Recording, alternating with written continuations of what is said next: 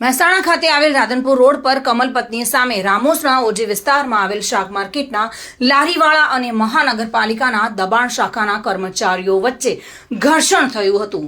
શાકભાજીની લારીઓવાળા દ્વારા મળતી માહિતી પ્રમાણે લારી ઊભી રાખવાના 500 રૂપિયા મહાનગરપાલિકાનું ઉઘરાણું કરતા હોય છે। જો ઉઘરાણું ન આપીએ તો શાકભાજી તોલવા માટે વપરાતા વજન કાંટા અને ત્રાજવા જપ્ત કરી લેવામાં આવે છે। ઉગ્ર ઘર્ષણ બાદ ગાડીવાળા દ્વારા પૈસાનું ઉઘરાણું વધુ હોવાથી તેમનો વિરોધ કર્યો હતો। મહાનગરપાલિકાના કર્મચારીઓ દ્વારા શાકભાજીના લારીવાળા પાસેથી પાવતી મારફતે ઉઘરાણું કરતો વિડીયો સોશિયલ મીડિયામાં વાયરલ થયો છે।